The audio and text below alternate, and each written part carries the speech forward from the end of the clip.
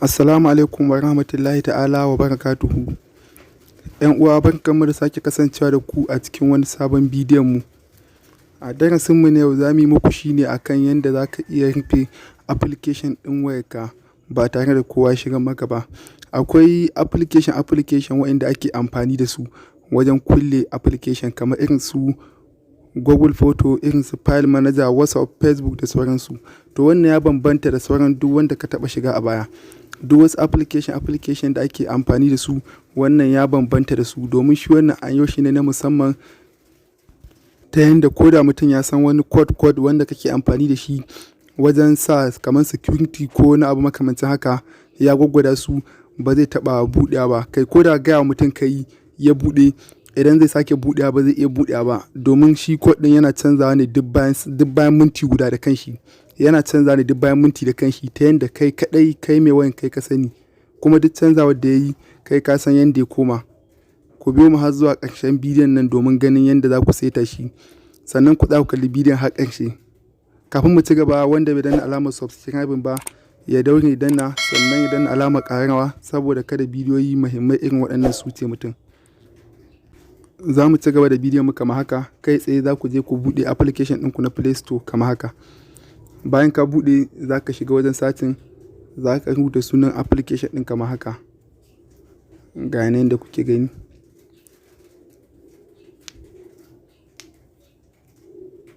Bayan ka gama rubuta sunan application ɗin, za ka shiga satin, zai buɗo ma haka fuska inda yake kenan. Ga nan zai nuna muku ku yi installing. To ni nan da yake na taɓa ɗauko shi ya nuna min open kawai, amma kai da baka taɓa ɗauko shi ba zai nuna ma installing. Bayan ya nuna ma ka installing sannan nuna ma open.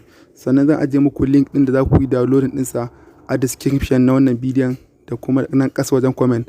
Za ma ka iya bi ta link ɗin ka ɗauko ba wata matsala. Bayan ka ɗauko shi zai buɗo ma kamar haka. Za ka zo ka zaɓi code ɗin da kake so ka sa. Mu bari mu gwada da 1 2 3 4 tun da gwada ne muke so mi. Misali 1 2 3 4. Za ka yi confirm again, ka sake sa su 1 2 3 4. Bayan ya gama, ga nan zai buɗo ma kamar haka. Bayan ya buɗo ma wannan fuska kamar haka, ga wasu abubuwa nan damammaki daga sama an baka su. Za ka fara shiga wannan na saman ka taɓa shi. Bayan ka taɓa shi zai kawo ma wannan fuskar, sai ka je ƙasa ka duba application ɗin. Za ku gan shiga nan ultra look. Kun gan shiga nan ƙasa ultra look. Sai ka buɗe shi ka yi on ɗinsa, sai ka yi back. Za ka yi back. Bayan ka fito sai ka shiga shi ma na ƙasan nasa, ka ba application ɗin dama aiki, ga nan allow permission. Bayan ka ba shi dama za ka yi back. Sai ka taɓa wannan 'yan ɗagunan guda uku. Bayan ka taɓa su sai ka zo ka taɓa setting. Bayan ka taɓa setting sai ka zo nan gane lock type, za ka taɓa sa.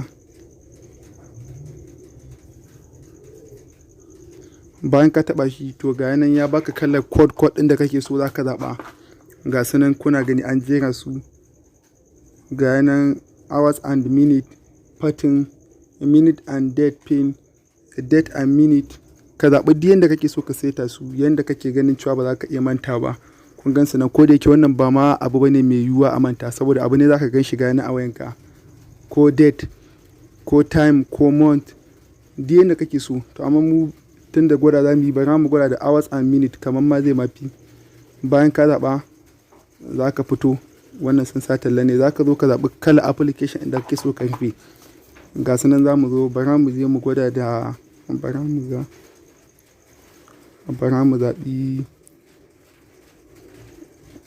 bara mu gwada da, bara mu ga mi za mu zaɓa.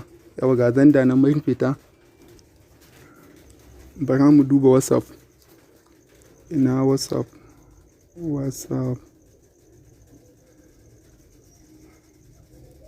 Yawa ga WhatsApp ina wanda nake aiki da shi. Za ka kwaɗan nan za ka taɓa. Duk abin da kake so ka rufe, kwaɗan da yake setin shi za ka taɓa. Bara mu ga.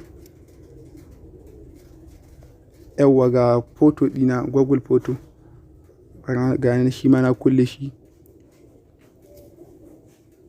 To bara mu je mu gwada mu gani. Bayan ka gama zaɓar duk wanda kake so, kai tsaye za ka tafi. Yanzu ga WhatsApp ɗina kun ga na kulle shi. Bara in je in shiga gani. ganin na shiga ya nuna min sai na sa code. To kun san mun sa code 1 2 3 zuwa 4 ne.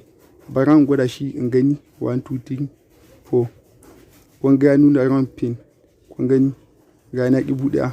To anan abin da za ka yi amfani da shi shine time ɗinka, time na lokacin da kake a lokacin da za ka fidda security. Kun ga yanzu muna karfe nawa 11:54. Kun ga mun sa ya buɗe. Kun gan shi. To da inda za ka shiga abin da za ka yi kenan. Kun gani ga nan.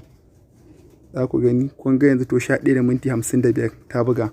An ka tashi za ka sa 11:55. Kun ga ya buɗe. To wannan shine ƙarshen darasinmu ne wanda bai danna alamar subscribe ba ya danna, sannan ya danna alamar ƙararrawa domin samun sabbin bidiyoyi irin waɗannan.